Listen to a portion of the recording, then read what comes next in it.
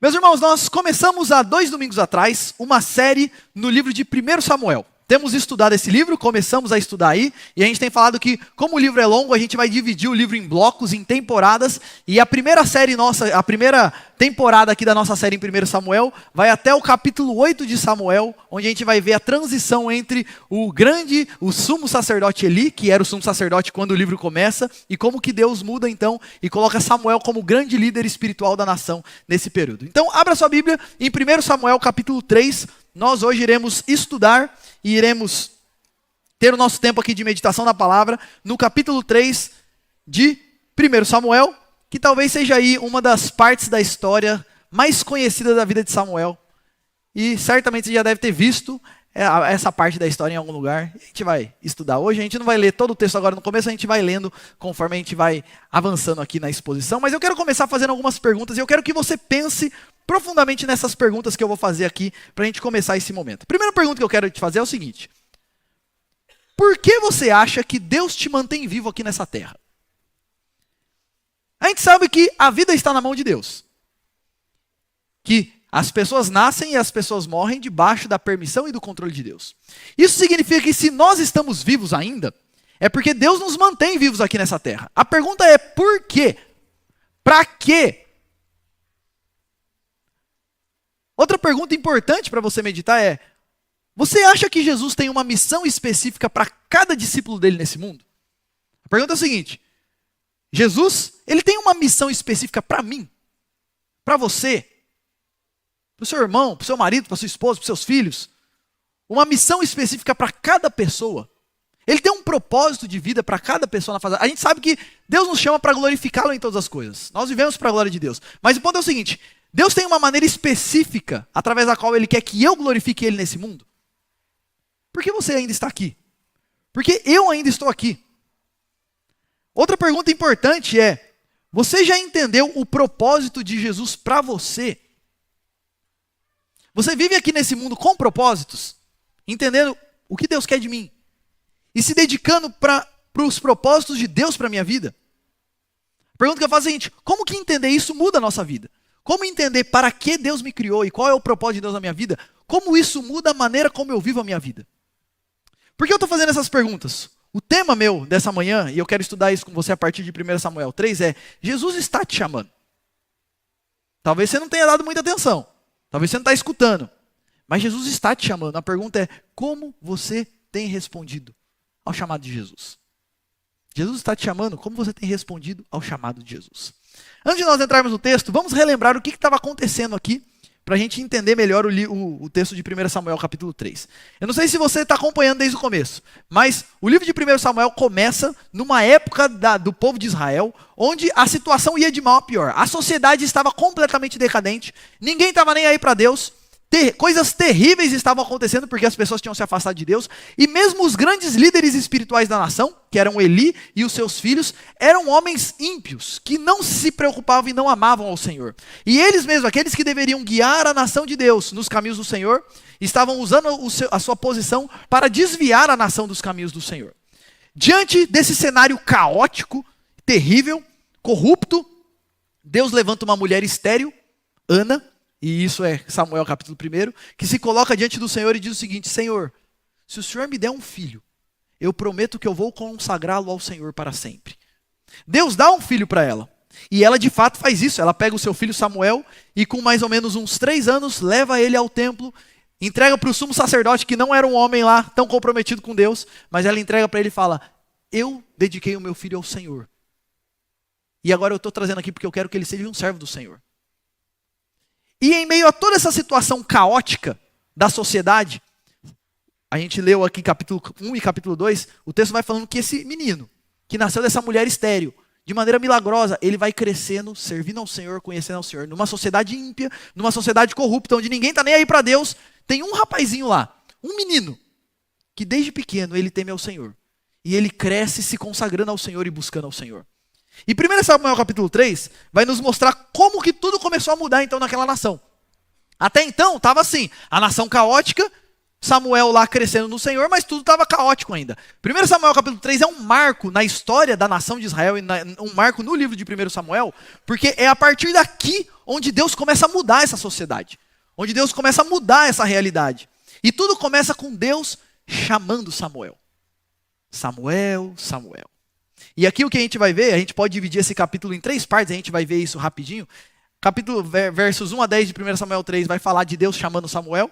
Depois ele vai falar da primeira missão que Deus deu para Samuel. E depois o capítulo vai terminar com Deus confirmando Samuel como um profeta da nação de Israel. E a gente vai ver aqui que, olha, Jesus está nos chamando.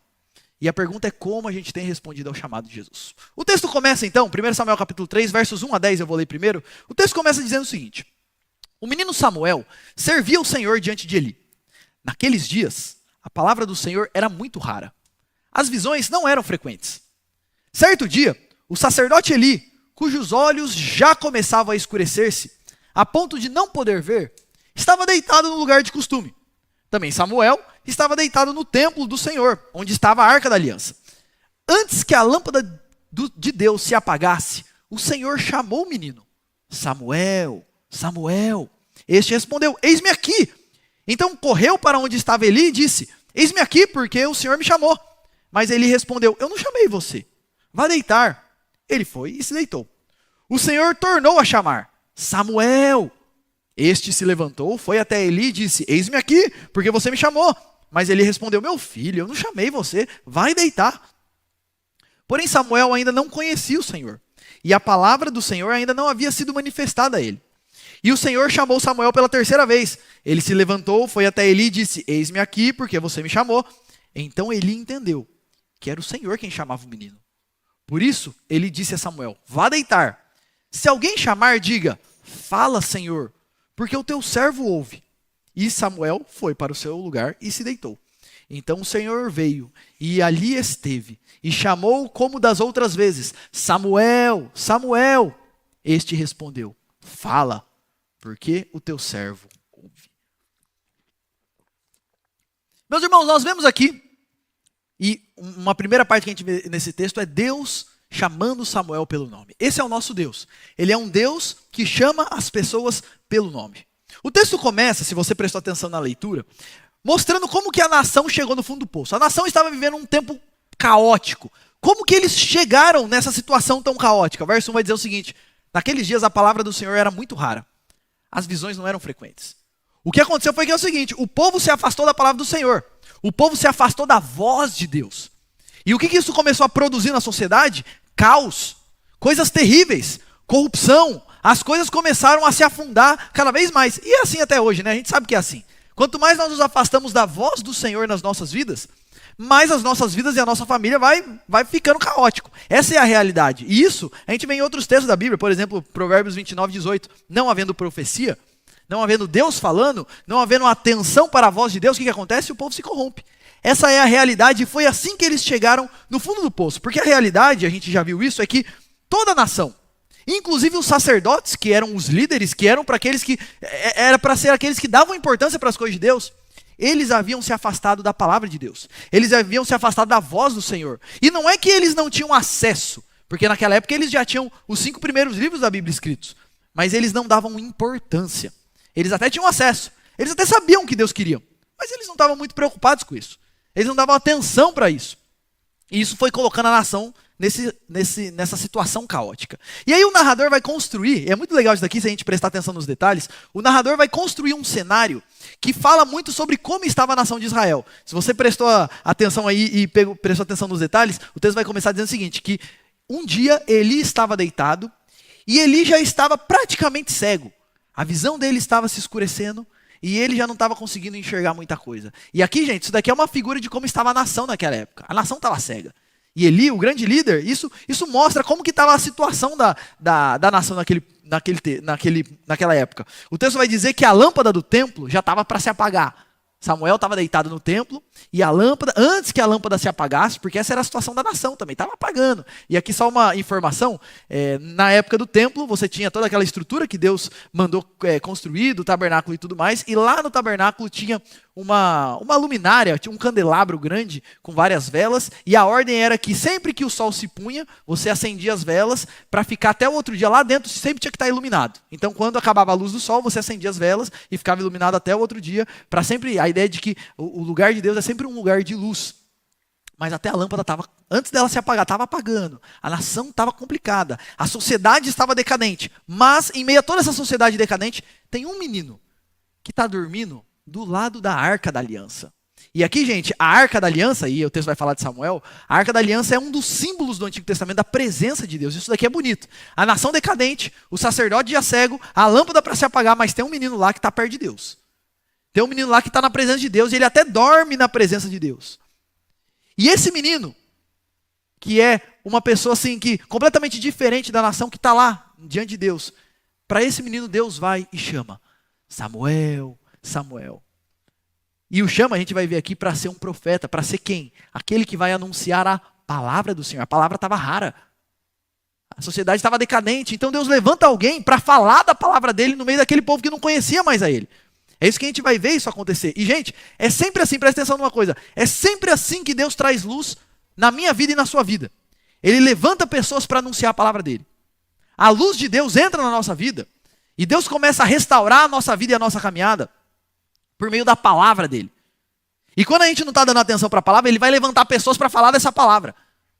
Esse é o caminho de Deus para trazer luz para uma nação. Percebe o seguinte, quando que a história desse povo decadente começa a mudar? Quando Deus levanta um homem que vai anunciar a palavra de Deus. Vai falar em nome de Deus aquilo que que o povo já sabe, mas não está dando importância e não está escutando. E o texto então vai dizer que enquanto Samuel está dormindo, Deus o chama pelo nome. E é bonito demais a construção, porque ele está lá dormindo e ele fala, Samuel, Samuel. E a maneira como ele é chamado, dá a sensação do seguinte, é alguém que o conhece muito bem. Tanto que ele pensa que é Eli, que era como se fosse o pai adotivo dele. E aí ele vai, a gente vê a história, 3 vezes é chamado, ele vai até Eli e fala, opa, o senhor me chamou? Aí ele fala, não fui eu não, volta lá para deitar e tudo mais. E aí o narrador explica o seguinte, que Samuel ainda não conhecia a voz de Deus. Embora Samuel fosse temente a Deus, a ideia é que ele não tinha intimidade com Deus. Ele não tinha essa vida direta de intimidade e comunhão com Deus. Mas uma coisa que é muito bonita no texto, gente, muito bonita, é o seguinte, Samuel não conhecia Deus, mas Deus conhecia Samuel. Tanto que Deus o chama pelo nome. E aí na terceira vez que Deus o chama, e ele vai até Eli, Eli percebe o seguinte, alguma coisa está diferente nesse negócio aqui. Eu não chamei de novo. E é legal porque Eli está ficando cego, mas ele não está totalmente cego ainda. Ele percebe, opa, alguma coisa está acontecendo aqui. Vai acontecer alguma coisa, então ele orienta Samuel. Se chamar de novo, você vai falar o seguinte, fala, Senhor, porque o teu servo ouve. E aí tem uma quarta vez, Samuel, Samuel. E Samuel responde, e é bonito demais, porque como que Samuel responde? Fala, Senhor, que o teu servo ouve. E aqui, gente, eu quero fazer 3 destaques importantes sobre o chamado de Samuel. Primeiro destaque é que Deus é o Deus que chama ele pelo nome. Eu acho isso daqui bonito demais. Porque isso daqui não aconteceu só com Samuel. Quando a gente lê toda a Bíblia, você vai perceber que esse é o padrão de Deus. Sempre que ele chama alguém, ele chama pelo nome. Abraão, ele chamou pelo nome. Moisés, ele chamou pelo nome. Samuel, ele chamou pelo nome. Você lê os evangelhos, Jesus, todos os discípulos de Jesus, ele chamava Mateus, filho de não sei quem, vem, me segue. Simão, vem, me segue. Lembra Zaqueu? Quando ele encontra Zaqueu está lá na árvore, ele fala, Zaqueu, desce daí porque eu vou jantar na sua casa. Esse é o nosso Deus. É o Deus que nos conhece, mesmo quando a gente não está nem aí para ele, mesmo quando a gente não o conhece. E ele é o Deus que quando chama pelo nome. Uma outra coisa que me chama a atenção num texto como esse é a prontidão de Samuel em responder ao chamado de Deus. Todas as vezes que Samuel foi chamado, a resposta dele foi, eis-me aqui. Ele não tinha entendido ainda que era Deus no começo, mas ele foi lá para ele, eis-me aqui, eis-me aqui, eis-me aqui. E aí quando ele entende que é Deus, ele fala, eis-me aqui, Senhor, fala que o teu servo ouve. Você percebe a disposição e a submissão ao Senhor. A gente já vai ver que é o seguinte, ele disse, eis-me aqui, e a primeira missão que ele teve foi muito complicada. Mas Samuel está lá dizendo, eis-me aqui, Senhor, eu estou ouvindo a sua voz, e eu estou disposto a atender a sua voz, seja lá o que for. Isso daqui me chama a atenção, gente, porque vamos ser sinceros, na maioria das vezes a gente não tem tanta prontidão assim para ouvir a voz de Deus. Principalmente quando a orientação que vem de Deus para nós não é bem lá o que a gente queria. Mas aqui Samuel Pensa um adolescente. Aqui, a maneira como o texto coloca, Samuel deveria ser um adolescente. Ele está lá dormindo. Pra você arrancar um adolescente da cama não é tão fácil, né? E às 4 vezes, opa, ele levanta, eis-me aqui, eis-me aqui. A prontidão de Samuel é muito bonita nesse texto. E uma terceira coisa que me chama a atenção e eu quero destacar aqui, é que, gente, a partir desse momento, a vida de Samuel nunca mais foi a mesma. A partir desse momento, o menino Samuel virou o profeta Samuel. Aquele que vivia debaixo da tutela de Eli, a partir desse momento virou aquele que vive debaixo da tutela de Deus. A partir do momento que Samuel disse, eis-me aqui, para a voz de Deus, isso mudou completamente a vida dele e o rumo da vida dele. E aí eu quero fazer algumas aplicações. Vamos dar uma pausa aqui na leitura do texto. Eu quero fazer algumas aplicações para nós. A primeira aplicação, gente, é que quanto mais nós nos afastarmos da voz de Jesus, da palavra dele, mais nós nos afundaremos em trevas. A gente vê o seguinte aqui. Por que o povo chegou naquela situação decadente? Porque a palavra do Senhor era rara. E eu quero falar uma coisa para você. Quanto mais rara a palavra de Deus for na sua vida, quanto mais rara a voz do Senhor, que se manifesta pela palavra dele, pela Bíblia, for na sua vida, mais decadente, mais em trevas a sua vida vai, e a sua família vai afundar. Entenda que isso daqui não é só uma história bonita que aconteceu há vários anos atrás. Isso daqui tem tudo a ver com a nossa vida. E essa é a nossa realidade. Quanto mais nós ouvimos a voz do nosso coração, quanto mais nós ouvimos a voz da nossa sociedade, a voz dos nossos amigos, e quanto menos nós escutamos a voz do Senhor nas nossas vidas, a nossa vida vai de mal a pior. Eu lembro aqui do texto de Mateus 7, onde Jesus diz o seguinte: todo aquele que ouve essas minhas palavras e não as pratica, será comparado a um homem insensato que construiu a sua casa na areia. Caiu a chuva, transbordaram os rios, sopraram os ventos e bateram com força contra aquela casa e ela desabou, sendo grande a sua ruína. Presta atenção numa coisa, quando nós construímos a nossa vida, a nossa família longe da voz do Senhor, longe da orientação do Senhor, sabe o que acontece? Por um tempo parece que está tudo bem, até chegar às grandes crises da vida. Quando chega, aí você percebe o seguinte: não tem estrutura nenhuma para aguentar. A família vai bem, até os filhos chegarem na adolescência, naquela fase. A família vai bem, até começar a primeira crise financeira, até eu começar a ter problema no meu trabalho. Aí quando chega nesses momentos eu percebo o seguinte: eu construí a minha casa toda e a minha vida inteira sem estrutura nenhuma. Sabe qual é a base que nos dá solidez para construir a nossa vida? A voz do Senhor. A palavra de Deus, que se manifesta na Escritura, na Bíblia. E a pergunta que eu faço para você é: que espaço a palavra de Jesus tem na sua vida? É rara. A palavra de Jesus e a palavra do Senhor tem espaço na sua vida? Tem importância na sua vida? Tem centralidade na sua vida? Ou você está que nem a época de Samuel lá? Se fosse narrar a história da sua família, seria a seguinte: era uma vez uma família onde a palavra de Deus era rara. Se atente a isso. Porque uma hora ou outra, o vento vai soprar. O tornado vai vir, as tempestades vêm. E se a gente não estiver bem fundamentado na palavra do Senhor, a gente vai perceber que não está tudo bem como a gente imaginava. Uma segunda aplicação que eu quero fazer é que, gente, Jesus continua chamando pessoas pelo nome para o seguir. Esse é um texto de Deus aparecendo para Samuel e falando: Samuel, Samuel. E eu quero dizer uma coisa para você: Deus continua fazendo isso hoje em dia. Chamando Júlio, Júlio, Maria, Maria, João, João, Pedro, Pedro e assim por diante. Deus é o Deus que continua a chamar pessoas pelo nome para o seguir. E ele usa, gente, no caso de Samuel é legal isso daqui, porque é o seguinte: como Deus chama as pessoas pelo nome, ele tem uma maneira personalizada de fazer isso com cada pessoa.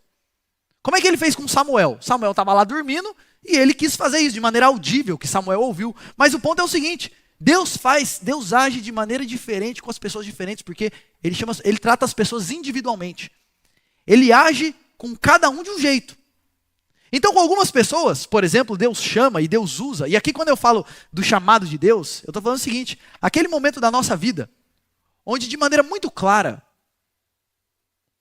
embora de maneira invisível e silenciosa, mas de maneira muito clara, Deus está me chamando para me render a Ele. Deus continua fazendo isso. E há momentos na nossa vida, não sei se você já passou por isso, mas que acontece coisas e a gente percebe que Deus está falando com a gente de um jeito que assim, eu não consigo mais enxergar as coisas do mesmo jeito. Eu não consigo mais continuar do mesmo jeito que eu estou. Embora seja invisível, o chamado de Deus, isso é algo que Deus faz no nosso coração, mas continua sendo muito real. E Deus usa várias coisas para isso. Às vezes, Deus, por exemplo, usa um momento de pregação como esse. Onde a partir daquele momento eu ouvi alguma coisa e aquilo começou a mexer comigo e eu sei que é Deus me chamando. Outras vezes Deus usa, por exemplo, eu estou convivendo com alguém que tem uma caminhada séria com Jesus e aquilo vai me constrangendo e aquilo vai mexendo comigo. Às vezes uma música que eu ouço, às vezes uma situação complicada que aconteceu na minha vida e eu percebo, Deus está permitindo, Deus está me chamando. Deus usa várias coisas. E Ele age de maneira diferente, em pessoas diferentes. Sabe por quê? Porque o tratar de Deus nas nossas vidas é personalizado. Ele nos chama pelo nome. Não é no atacado. É individualmente. E a verdade é que quando o Senhor Jesus está nos chamando para Ele, a gente pode até resistir por um tempo. Percebe o seguinte, Samuel foi uma vez, foi duas, foi três, Era o seguinte, não vou dar sossego enquanto você não atender. E Deus age assim com a gente também. Às vezes a gente resiste por um tempo ao chamado de Deus, mas a verdade é que quando é Deus de fato nos chamando, a gente não consegue resistir por muito tempo, não. Às vezes a gente tem, gente, presta atenção nisso. Às vezes a gente tem algumas coisas e algumas desculpas que a gente dá, ou algumas coisas que a gente pensa que nos atrapalha de atender ao chamado de Deus na nossa vida. Muitas vezes a gente pensa, mas eu sou muito pecador. A boa notícia é o seguinte, Ele te recebe assim como é que você está. Te perdoa e te muda. Esse é o nosso. Se Ele te chama, não se preocupe com os seus pecados, pode ficar tranquilo que Ele providenciou um jeito de resolver isso. Naquela cruz. Muitas vezes a gente pensa o seguinte, mas eu vou ter que abrir mão de tanta coisa para atender ao chamado de Jesus. Para me render a Ele desse jeito, eu vou ter que abrir mão de tanta coisa. Eu quero dizer uma coisa, Jesus é muito, você não vai perder nada. A pergunta que eu faço para você é o seguinte, esse Jesus que chama pelo nome, Ele está te chamando? E se Ele está te chamando, como você tem respondido? Jesus continua nos chamando.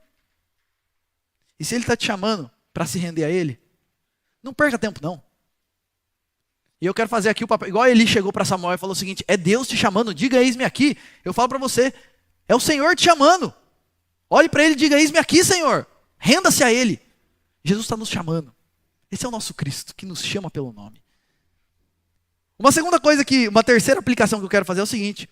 Gente, não só existe o chamado para a salvação, que é esse chamado para se render a Jesus e caminhar com Ele. Mas depois que a gente se rende a Jesus, a gente pode dizer que Jesus tem um chamado ministerial específico para cada discípulo dele. Aqui a ideia é o seguinte, há um primeiro chamado para a salvação. Mas depois que a gente se rende a Jesus para a salvação, tem um outro chamado que Deus faz na nossa vida, que é o chamado para servi-lo de alguma forma. Deus dispensa dons e talentos para as pessoas. E depois que a gente está numa caminhada com Ele, o chamado dele é que nós entendamos como Ele quer que a gente sirva Ele nesse mundo. E isso daqui tem a ver, gente, com o propósito para o qual Deus nos criou. Deus deseja que nós o glorifiquemos Ele aqui nessa terra. A pergunta é como que eu posso glorificar a Deus? A resposta vai variar de pessoa para pessoa. O ponto é que Deus te deu dons, Deus te deu talentos, Deus te deu uma condição de vida. E Deus quer que você use tudo isso. Esse é o seu chamado. É servir ao Senhor em tudo isso. E aqui, mais uma vez, a gente vai dizer o seguinte. Deus tem uma missão específica. Ele trabalha com a gente individualmente.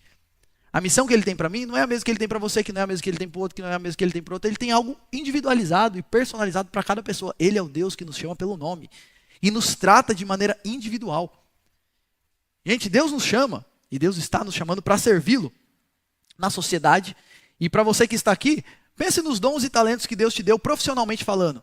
Entenda o seguinte, Deus te chama para servir a sociedade com isso. Por isso, faça o seu melhor. E sirva a sociedade. O propósito dos dons e das habilidades que Deus te deu não é você ganhar muito dinheiro. Mas é você servir a sociedade e as pessoas que Deus colocou à sua volta.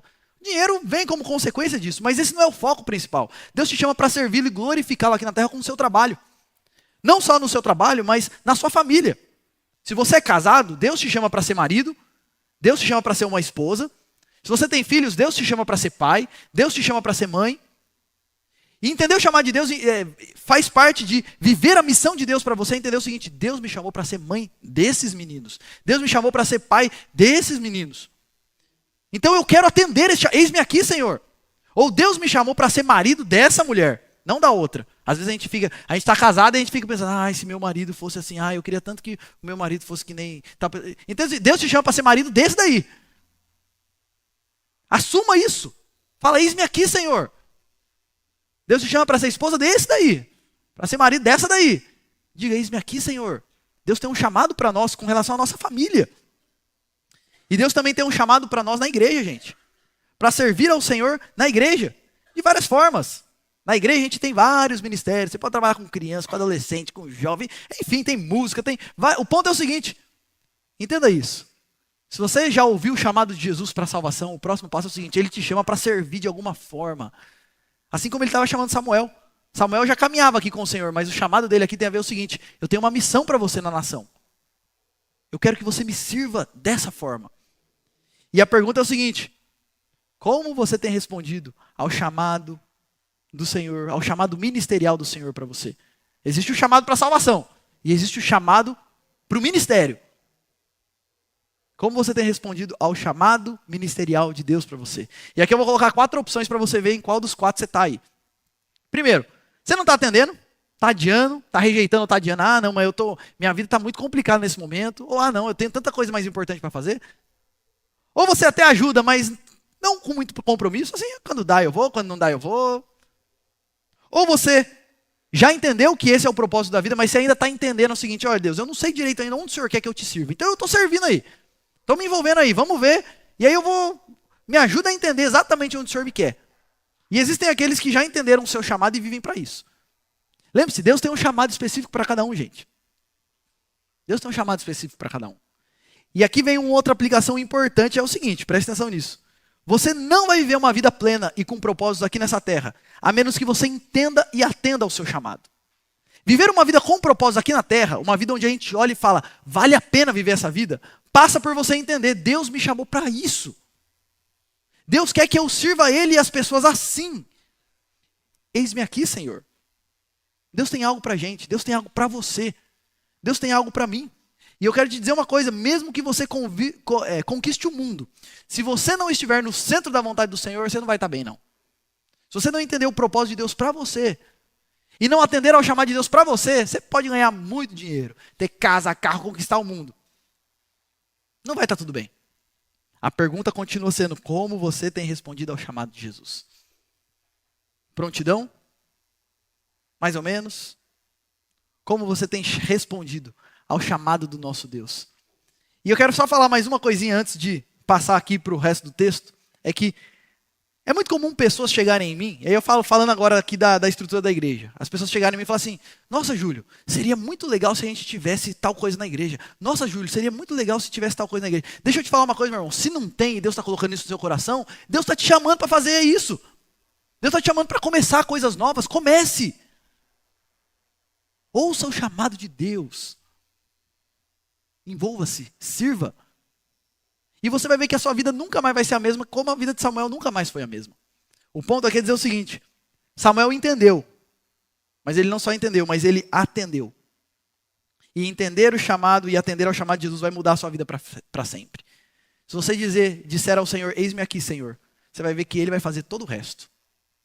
Ele capacita, Ele nos abençoa, Ele nos guia. E eu quero te dizer uma coisa, antes da gente continuar o texto, última coisa. Se você não tem na sua vida um momento onde a sua vida não mudou para sempre, talvez é porque você ainda não tenha entendido e atendido a esse chamado. Porque entender e atender ao chamado do Senhor muda tudo. E você não precisa ter medo disso não, viu? Confie no Senhor. Porque ninguém perde nada quando diz, Senhor Jesus, eis-me aqui. Jesus está te chamando e a pergunta é como você tem respondido. O texto vai continuar dizendo o seguinte, Deus chama Samuel, e agora que Samuel disse, eis-me aqui, Deus vai dar a primeira missão para Samuel. E preste atenção na primeira missão recebida pelo menino Samuel. E o Senhor disse a Samuel, eis que eu vou fazer uma coisa tal em Israel, que todos os que a ouvirem ficarão com os 2 ouvidos tinindo. Naquele dia, farei contra Eli tudo o que eu disse a respeito da casa dele, do começo ao fim. Porque eu já disse a ele que julgarei a sua casa para sempre, pela iniquidade que ele bem conhecia. Porque os seus filhos trouxeram maldição sobre si, e ele não os repreendeu. Portanto, jurei à casa de Eli que a sua iniquidade nunca será expiada, nem com sacrifício, nem com ofertas de cereais. Samuel ficou deitado até de manhã, e então abriu os portões da casa do Senhor. Mas estava com medo de relatar a visão a Eli. Então Eli chamou Samuel e disse, Samuel, meu filho. Ele respondeu, eis-me aqui. Então ele disse: o que foi que o Senhor lhe falou? Peço que você não esconda nada de mim. Que Deus faça com você o que bem quiser, se você me esconder alguma coisa de tudo que ele falou. Então Samuel lhe contou tudo, sem esconder nada. E Eli disse: ele é o Senhor, que ele faça o que achar melhor. A primeira missão que Samuel recebeu, não sei se você entendeu aqui, mas a primeira tarefa que Deus dá para Samuel é o seguinte: Samuel, eu vou passar para você uma palavra que você vai anunciar para todo mundo, e todo mundo que escutar esse negócio vai ficar com os ouvidos tinindo. Sabe quando você estoura uma bomba do seu lado, ou faz um barulho muito forte do seu lado que o seu ouvido fica com aquele zumbido? Essa é a ideia aqui. Deus está dizendo: eu vou dar uma palavra para você que vai deixar toda a nação com o ouvido tinindo. E sabe qual é a palavra que eu tenho para você passar para a nação? E aí pensa nisso: ele era só um menino. É que a principal e mais poderosa família daquela época seria destruída pelo Senhor. Pensa nisso, um menino, e ele recebe a missão. Deus vai derramar juízo sobre a família do sumo sacerdote Eli e seus filhos. Gente, Eli e os seus filhos eram os líderes religiosos e políticos daquela época. Ele é só um menino que recebe uma palavra de juízo contra a principal família daquela nação. É por isso que quando a gente lê o texto, ele vai falar que quando Samuel acordou, ele ficou na cama e ficou com medo. Quando ele chegou nele e falou assim: e aí, o que Deus falou? Ele: ih, rapaz, não era para você ter perguntado. E aí Eli chama a maldição sobre ele. Que Deus faça o que quiser. A ideia é o seguinte: que Deus pese a mão sobre você se você não me falar tudo.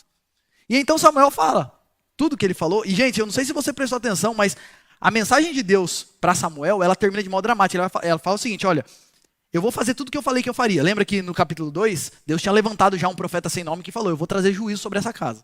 Agora ele levanta Samuel e fala para todo mundo que eu vou trazer juízo sobre essa casa. E ele acrescenta uma informação. No finalzinho, a mensagem diz o seguinte: e eu jurei à casa de Eli que a sua iniquidade nunca será expiada, nem com sacrifício, nem com ofertas de cereais. E fala para todo mundo o seguinte: não tem perdão. Chega. Eu não vou fazer isso sobre a família assim, não, mas eu estou falando isso para ver se... Não. Eu vou fazer isso e não tem volta. Não tem perdão para eles. E aqui, gente, um ponto importante que às vezes a gente fala: nossa, mas... Então, a gente às vezes chega num ponto que não tem mais perdão de Deus para nós, mas o ponto aqui é o seguinte: não sei se você lembra, mas o que os Eli e os filhos deles faziam era desprezar as ofertas e os sacrifícios da casa de Deus. E lembre-se que as ofertas era a maneira que Deus tinha providenciado para o perdão dos pecados. Então o ponto é o seguinte: eles estavam desprezando a única coisa que poderia trazer perdão para eles. Então não tinha perdão mesmo, eles estavam recusando e desprezando a única coisa que trazia esperança para eles. E é claro que as ofertas, aqui só um parênteses, as ofertas apontavam para Jesus e o que ele ia fazer na cruz. Da mesma forma, pessoas que hoje desprezam Jesus e a cruz de Jesus, não tem esperança para elas. Porque é você desprezar a única coisa que pode te trazer salvação. A única coisa que pode trazer perdão de fato. Então, Samuel recebe essa palavra, no outro dia ele fala: conta tudo que você ouviu. Samuel fica meio hesitante, mas ele conta tudo.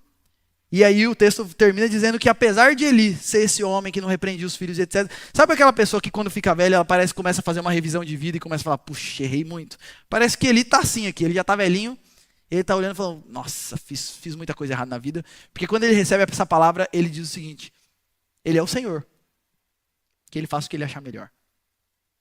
Ele não contesta, ele olha e fala assim: ele está certo, o que eu posso fazer?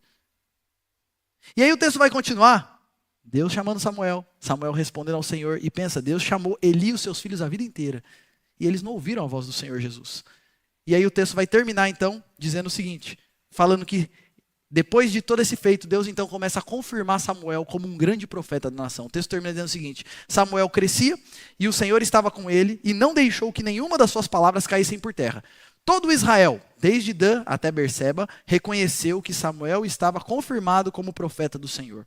O Senhor continuou a aparecer em Siló, porque em Siló o Senhor se manifestava a Samuel por meio da palavra do Senhor.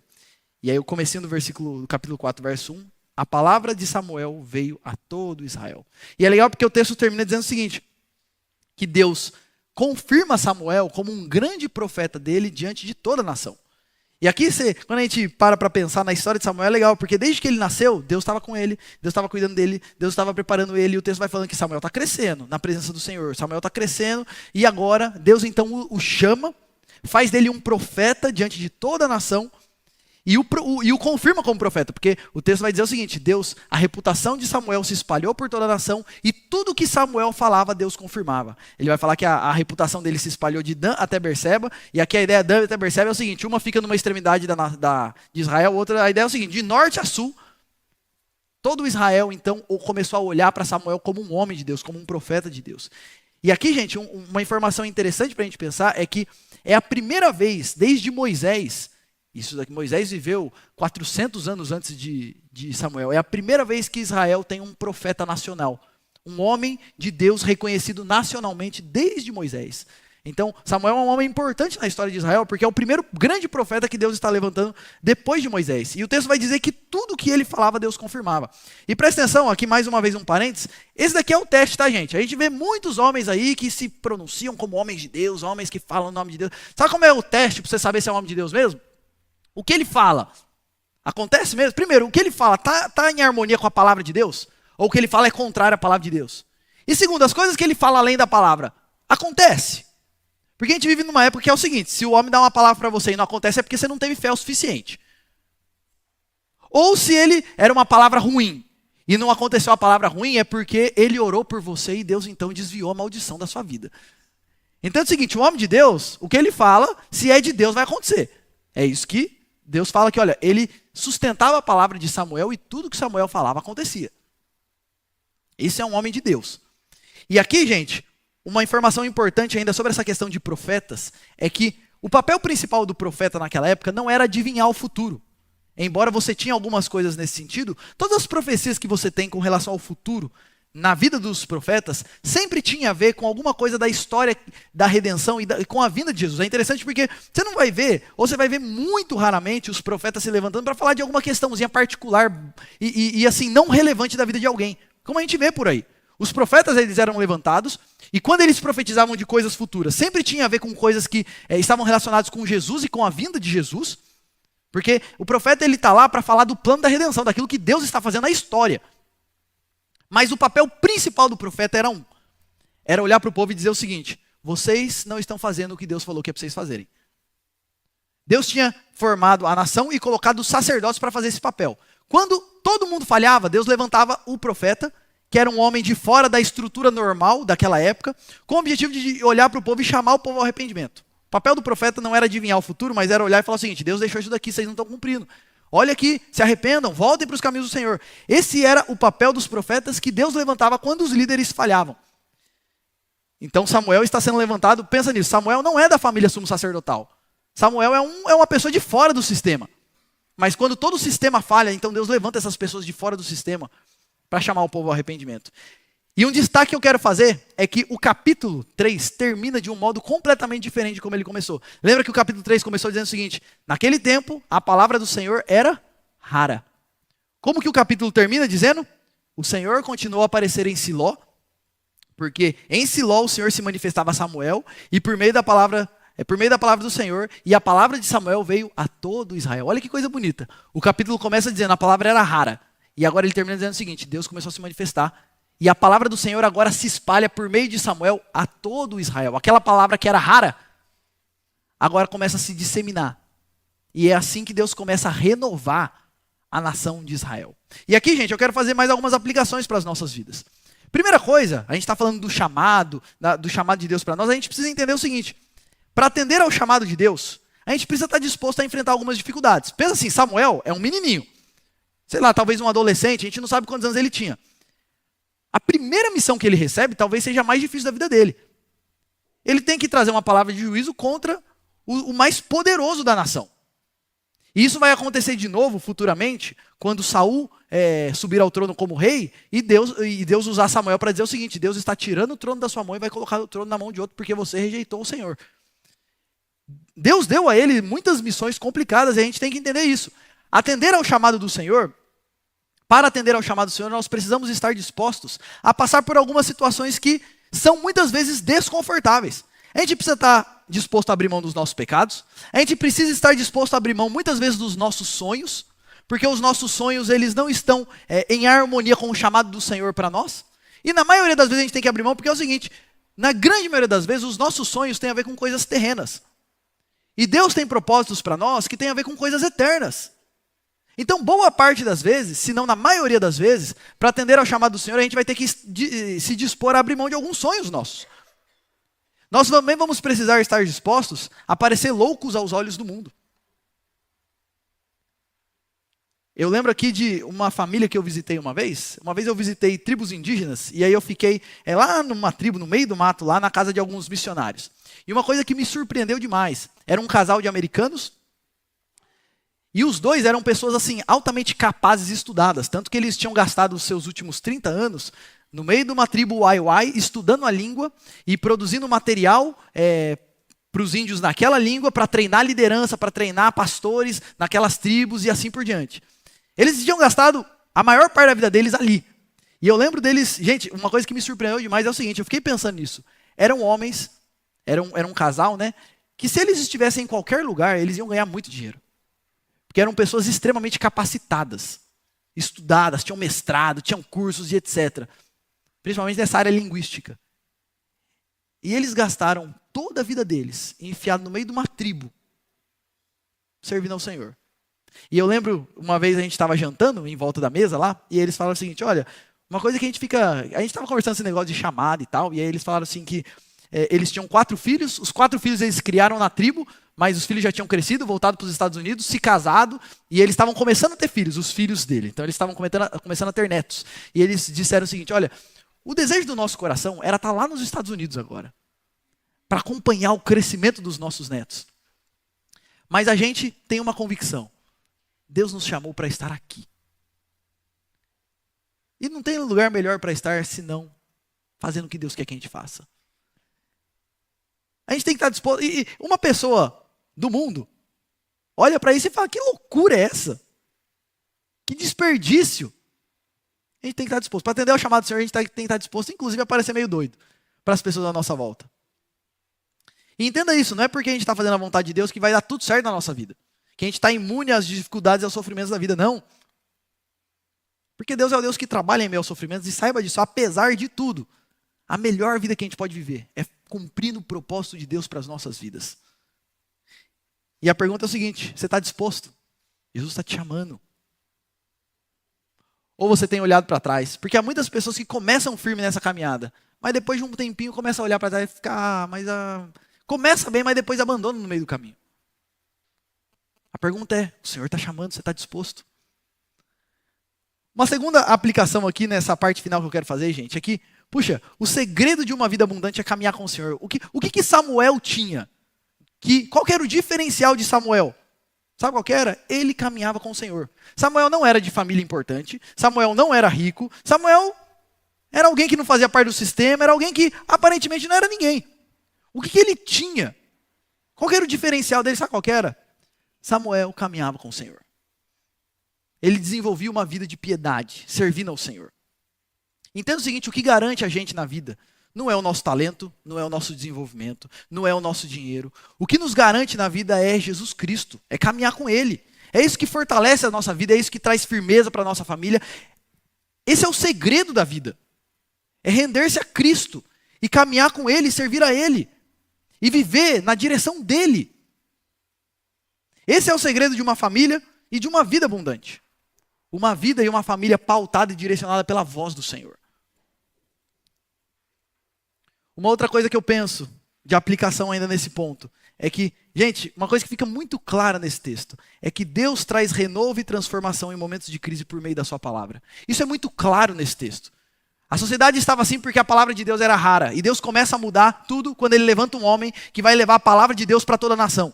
E sempre foi assim que Deus mudou o status quo e mudou a vida das pessoas. Quando a gente para pensar no que a Bíblia coloca, é o seguinte, não tinha nada, então Deus disse, haja luz, e houve luz. Era tudo trevas, estava tudo bagunçado, então Deus disse, haja firmamento, haja isso, e as coisas. Como é que Deus muda? Como é que Deus transforma? Como é que Deus cria? Por meio da palavra dele. Quando vem Jesus, o texto vai dizer que Jesus é a palavra, no princípio era o verbo estava com Deus e o verbo era Deus. Deus faz e Ele escolheu fazer todas as coisas por meio da palavra dEle. E é por isso que a palavra do Senhor tem que ter papel central nas nossas vidas.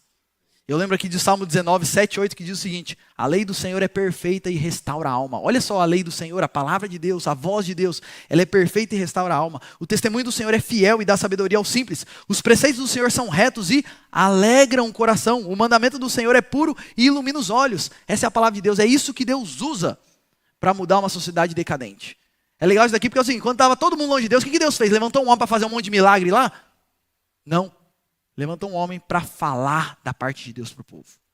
É assim que Deus muda tudo. É assim que Deus muda a nossa vida e a nossa família. Quando a gente começa a ouvir e atender a voz do Senhor, estudar a palavra dele e conformar as nossas vidas à palavra do Senhor. E, gente, uma última coisa que eu quero dizer é que quando a gente fala desse negócio da palavra de Deus, Deus falando e etc., a verdade é que Deus já falou de maneira clara e deixou tudo registrado para a gente. Você quer ouvir a voz de Deus, é só você ler a Bíblia. Deus é tão bom que ele já falou tudo que ele tinha para falar e deixou tudo registrado para nós de maneira muito clara. E o nosso chamado é que nós anunciemos essa palavra onde nós estivermos. Preste atenção, nós vivemos em uma época da história que a palavra de Deus só vai ser rara se a gente ficar quieto. Sabe por que muitas vezes a palavra de Deus é rara lá no nosso serviço? Porque a gente está quieto. Por que na nossa família a palavra de Deus é rara? Porque a gente não fala. Entre os nossos amigos, por que a palavra é rara? Porque a gente está quieto. E Deus deu para nós o instrumento que é poderoso para mudar tudo. A palavra dele. Por isso eu quero fazer se você caminha com Jesus, você tem um chamado importantíssimo. Não fique com medo. Não se distraia com as coisas desse mundo. Anuncie, onde você estiver, aquilo que pode transformar o mundo. Você já ouviu essa ilustração, mas gente, nós temos o remédio que todo mundo procura. Nós vivemos em um mundo onde as pessoas estão, aquele sentimento de inadequação, de vazio, é culpa, é tristeza, é falta de esperança. Nós temos a resposta para tudo isso. E sabe o que a gente faz na maioria das vezes? A gente toma e guarda lá na nossa gaveta. O chamado é que nós sejamos aqueles profetas do nosso tempo que faz com que a palavra de Deus não seja rara, que espalham essa palavra. Você tem algum amigo que está em crise, que está sofrendo, ame ele e ajude ele, sabe como? Anunciando a palavra que pode mudar a vida dele. Seus familiares, seus vizinhos, seus colegas de trabalho, Jesus é a resposta. Nós conhecemos a resposta. Anunciemos a resposta. Jesus está nos chamando para viver com ele, para servir a ele, para anunciar a ele. E a pergunta é como nós temos respondido ao chamado de Jesus. E eu quero terminar essa reflexão, gente, falando uma última coisa. A gente falou aqui o tempo todo de ouvir a voz de Deus falando e tudo mais. E é uma coisa que fica clara quando a gente lê o Novo Testamento, é que Jesus é a palavra de Deus encarnada. Você quer conhecer tudo que Deus diz e tudo que Deus pensa, é só você olhar para Jesus. Hebreus capítulo 1, versos 1 e 2 diz o seguinte: antigamente, Deus falou muitas vezes e de muitas maneiras aos pais pelos profetas. Deus usou Samuel, Deus usou Moisés, Deus usou Davi, Deus usou muitos homens no passado. Mas nesses últimos dias, Ele nos falou pelo Filho, a quem constituiu o herdeiro de todas as coisas e pelo qual fez também todo o universo. Jesus é a palavra de Deus encarnada. Jesus é a manifestação de tudo que Deus é, porque Jesus é o próprio Deus. Jesus é a encarnação de toda a revelação de Deus. E entenda o seguinte, toda a Bíblia foi escrita com um propósito: revelar Jesus, que é a palavra viva. Para que a gente creia em Jesus e para que a gente se submeta a Jesus.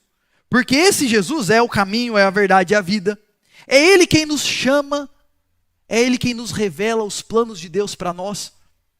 É Jesus quem traz luz para a nossa escuridão. E é por meio de Jesus que Deus reconstrói tudo em nossas vidas. Entenda o seguinte, a gente fala bastante da Bíblia, mas por que a Bíblia ela é tão essencial e tão fundamental? Porque você quer conhecer Jesus, você precisa ler a Bíblia. A Bíblia nos revela a pessoa de Deus encarnada em Cristo Jesus. Tudo é sobre Jesus. Tudo é para Jesus. Por isso, acima de tudo, nós precisamos usar a palavra como um meio de conhecer mais do Cristo maravilhoso, que é de quem nós de fato precisamos. E eu quero terminar lendo um último texto com você. João 8,12, que diz o seguinte: de novo, Jesus lhes falou dizendo: eu sou a luz do mundo. Quem me segue não andará em trevas, pelo contrário, terá a luz da vida. Jesus é a luz do mundo. E é Ele que nos chama nessa manhã, para estar com Ele, para servir a Ele. Jesus, a luz do mundo, te chama hoje. Faça desse Jesus o centro da sua vida. Faça desse Jesus o centro da sua família. Faça desse Jesus o centro dos seus sonhos, dos seus planos. É dele que a gente precisa. E quando você fizer isso, você vai ver a luz divina radiando em você. Radiando em tudo que você, na sua família, em tudo que você faz. Ele é a luz do mundo. É dele que a gente precisa. E não só vá até Jesus e atenda ao chamado de se render a Jesus, a luz do mundo. Mas atenda ao chamado de anunciar a Jesus onde você for. Que você atenda o chamado seguinte: Deus, onde eu viver, eu não quero que a sua palavra seja rara. Com quem eu conviver, eu quero que essa pessoa escute sobre a palavra que muda tudo. Sobre aquele que muda tudo, sobre Jesus. Seja eu aquele que vai trazer luz para onde eu estiver. E se você assumir esse chamado de Deus, gente, a visão que a gente tem que ter é o seguinte: eu tenho uma missão muito maior no meu trabalho do que fazer o meu papel lá e ganhar dinheiro. Eu tenho uma missão muito maior na minha família do que simplesmente conviver com as pessoas. Na minha vizinhança do que simplesmente bom dia, boa tarde, boa noite. Deus me colocou lá para espalhar a luz de Cristo. Para que a palavra de Deus não seja rara. E quando a gente assume essa missão e fala: Senhor Jesus, eis-me aqui, me usa para anunciá-lo, sabe o que começa a acontecer? Você vai ver a luz de Jesus radiando por meio de você. Você vai ver outras pessoas conhecendo e se aproximando de Jesus por meio de você. Isso daqui é lindo, gente. Porque a gente sabe como a gente não presta. E além de Jesus nos receber, além de Jesus nos transformar, nos perdoar, Ele ainda começa a nos usar para levar isso para outras pessoas. Que privilégio, que alegria. Mas só vive isso quem se coloca diante de Jesus e diz: eis-me aqui, Jesus. Eis-me aqui. Eu não só quero servir ao Senhor, eu não só quero caminhar com o Senhor, eu não quero só me render ao Senhor, mas eu quero servir ao Senhor. Eu quero espalhar a luz do Senhor. Eis-me aqui. Há milhares de anos atrás, Deus olhou para Samuel e disse: Samuel, Samuel. E aquele menino na época falou: eis-me aqui, Senhor. Nessa manhã, Deus está falando o seu nome. E o desafio para você é: olhe para o Senhor e diga: eis-me aqui, Senhor.